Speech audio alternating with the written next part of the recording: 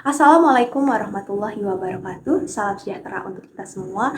Semoga kita selalu berada dalam lindungan Tuhan Yang Maha Esa dan juga semoga kita selalu berbahagia. Ada pepatah yang mengatakan bahwasanya tak kenal maka tak sayang. Maka perkenalkan, nama saya Ainun Toharoh. Saya merupakan mahasiswi semester 4 program studi pendidikan guru sekolah dasar Fakultas Keguruan dan Ilmu Pendidikan Universitas Mataram.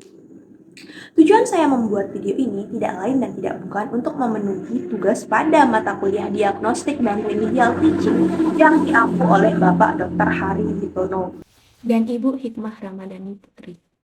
Bukan hanya itu, tujuan saya juga membuat video ini ialah untuk memberikan informasi dan juga pengetahuan terkait dengan kesulitan belajar bahasa Inggris yang dialami oleh siswa sekolah dasar. Jadi buat teman-teman, pastikan menonton video ini dari awal sampai akhir agar tidak terlewat dengan informasi penting yang akan saya paparkan pada video ini. Jadi di sini saya akan memaparkan dua alasan mengapa bahasa Inggris itu penting untuk dipelajari. Alasan yang pertama, yaitu karena bahasa Inggris merupakan bahasa internasional, yang artinya di mana ketika kita berkunjung ke negara lain, bahasa yang kita gunakan untuk berkomunikasi di negara itu ialah bahasa Inggris, karena bahasa Inggris itu merupakan bahasa komunikasi internasional. Semisal nih, kita berkunjung ke negara Belanda, nggak mungkin kan kita berkomunikasi dengan orang Belanda menggunakan bahasa Indonesia. Tentunya mereka tidak akan mengerti dengan apa yang kita ucapkan. Begitu pula sebaliknya, ketika mereka berkunjung ke negara kita, negara Indonesia, dan mereka berkomunikasi dengan kita menggunakan bahasa Belanda, tentunya kita juga tidak akan mengerti apa yang mereka bicarakan. Nah, hal inilah pentingnya kita belajar bahasa Inggris agar kita bisa berkomunikasi dengan warga negara lain. Alasan yang kedua, pasti di sini teman-teman ya, ada yang bermimpi untuk melanjutkan pendidikannya itu ke luar negeri atau ingin mendapatkan beasiswa ke luar negeri. Nah, salah satu persyaratan agar kita bisa lolos dalam beasiswa ataupun agar kita bisa melanjutkan pendidikan kita ke luar negeri ialah dengan pandai berbahasa Inggris gitu. Jadi kayak kalau kita nggak bisa bahasa Inggris, peluang kita untuk lulus atau peluang kita untuk melanjutkan pendidikan ke luar negeri itu bisa dibilang tipis. Nah, oleh karena itulah kita harus belajar bahasa Inggris kalau kita mau melanjutkan pendidikan ke jenjang yang lebih tinggi atau kita harus belajar bahasa Inggris. Oke, dua alasan yang saya paparkan tadi, apakah dapat membuat teman-teman sadar bahwasanya bahasa Inggris itu memang penting untuk dipelajari? Kalau saya pribadi sih, ya saya sadar memang bahasa Inggris ini penting untuk dipelajari. Semoga teman-teman juga sadar ya. Dan ternyata bukan cuma saya yang sadar, tapi pemerintah pula sadar bahwasanya bahasa Inggris itu penting banget untuk dipelajari.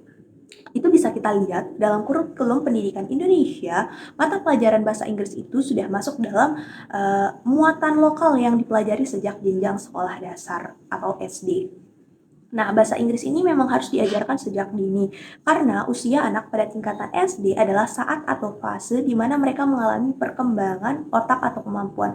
Jadi, misalnya sejak anak-anak nih, sudah kita kenalkan dengan bahasa Inggris, maka selanjutnya pada tingkat pendidikan yang lebih tinggi, mereka sudah terbiasa dengan bahasa Inggris. Dan juga nanti muncul rasa suka terhadap bahasa Inggris ini, muncul rasa ketertarikan untuk mempelajari gitu. Jadi memang harus dibiasakan sejak kecil agar terbiasa ketika mereka sudah besar gitu. Dalam pembelajaran bahasa Inggris, terdapat 4 ragam pokok utama yang harus dipelajari. Ada reading, ada speaking, ada writing, dan ada listening. Maka, jika ingin menguasai pelajaran bahasa Inggris, siswa setidaknya harus mengerti keempat ragam pokok tersebut. Kesulitan belajar yang dialami siswa pada mata pelajaran bahasa Inggris ini juga mencakup 4 hal tersebut. Di mana terkadang ada siswa yang memang pandai dalam speaking, namun dalam writing ataupun dalam listeningnya itu dia tuh kurang gitu. Atau bahkan ada siswa yang tidak pandai dalam 4 hal tersebut gitu. Hal ini disebabkan oleh beberapa faktor seperti siswa itu kurang bersemangat dan tidak ada motivasi untuk belajar bahasa Inggris dengan alasan malas, bahasa Inggris itu sulit, banyak tugas, dan juga membosankan. Dan juga di sini dalam pembelajaran bahasa Inggris, guru menerapkan metode pembelajaran yang monoton, klasikal, dan berpusat pada guru gitu. Guru memberikan tugas dan jika siswa tidak mengerjakan tugas tersebut maka akan diberikan hukuman. Sehingga itu membuat siswa merasa jenuh, bosan, dan juga tidak antusias dalam belajar bahasa Inggris. Nah, karena faktor itulah nantinya kita sebagai guru harus menemukan metode pembelajaran yang tepat gitu. Metode pembelajaran yang menarik, metode pembelajaran yang bisa membuat siswa itu antusias dalam belajar bahasa Inggris. Jadi di sini kita harus kreatif, inovatif, dan juga menemukan ide-ide baru untuk pembelajaran bahasa Inggris ini. Kesimpulan yang kita dapat dari pemaparan tersebut ialah bahwasanya kesulitan belajar bahasa Inggris yang dialami oleh siswa itu terletak pada pembelajaran bahasa Inggris itu sendiri. Oleh karenanya, guru harus menemukan metode yang menarik sehingga dapat membuat siswa itu antusias dalam belajar bahasa Inggris. Nah, di sini saya akan memaparkan 5 metode pembelajaran bahasa Inggris yang dapat digunakan oleh guru.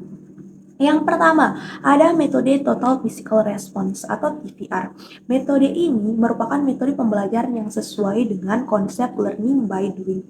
TPR merupakan suatu metode yang diturunkan dari The Natural Approach yang digagas oleh Stephen Krashen dan Nancy Threshold. The Natural Approach ini menyatakan bahwasanya belajar suatu bahasa asing harus dilakukan secara alamiah menyerupai belajar bahasa ibu. Contoh pelajaran dalam metode ini adalah ketika menggunakan kata stand up. Kata stand up itu kan artinya berdiri. Jadi, guru itu menyebutkan kata stand up, lalu semua siswa itu ikut berdiri, mendengarkan, dan juga mengulangi kata stand up tersebut. Gitu. Di sini di metode ini kita tidak perlu menekankan pada pengenalan bahasa tulis atau written language, walaupun bisa sih sekali-kali kita menuliskan kata tersebut, tapi tidak menjadi keharusan. Yang kedua ada the reading method. The reading method ini menekankan pada membaca sebagai kegiatan utama belajar bahasa Inggris. Pada tahap-tahap awal dilakukan membaca nyaring atau reading aloud. Membaca nyaring ini bertujuan untuk melatih pengucapan. Membaca nyaring sangat penting untuk anak-anak sekolah dasar untuk membiasakan alat-alat ucap mereka membentuk bunyi-bunyi bahasa Inggris. Pada tahap-tahap awal, kegiatan membaca juga sangat bermanfaat untuk mengembangkan kosakata siswa. Semisal kita bisa menyuruh salah seorang siswa untuk membaca sebuah cerita dengan lantang di depan kelas gitu, sehingga dapat didengar oleh guru dan teman-temannya yang lain gitu. Yang ketiga ada metode teaching English by using a song. Jadi metode ini adalah metode pembelajaran yang ialah metode pembelajaran yang menggunakan lagu atau nyanyian sebagai media pembelajarannya. Untuk melatih pengucapan bahasa Inggris siswa atau untuk melatih pendengarannya gitu, kita bisa menggunakan metode ini. Kita bisa memutarkan sebuah nyanyian seperti kayak Twinkle Twinkle Little Star atau nyanyian yang berhubungan dengan anggota badan kita, apa aja jenis-jenis buah gitu. Pokoknya metode pembelajaran ini ialah metode pembelajaran yang menggunakan media pembelajaran nyanyian ataupun lagu gitu. Yang keempat ada teaching English by using a games. Kalau tadi kita pakai nyanyian atau lagu sebagai media pembelajarannya, nah di sini kita memakai permainan gitu. Agar pembelajaran itu tidak terkesan monoton dan jenuh, kita bisa menggunakan permainan gitu seperti permainan Simon Says, tebak gambar, Scrabble, Treasure Hunt, dan juga role play. Ini tentunya akan membuat siswa itu lebih bersemangat dalam belajar gitu. Karena di sini kita bukan cuma belajar tapi juga bermain gitu. Nah, yang terakhir ada field study. Field study ini merupakan metode pembelajaran dengan menggunakan objek langsung.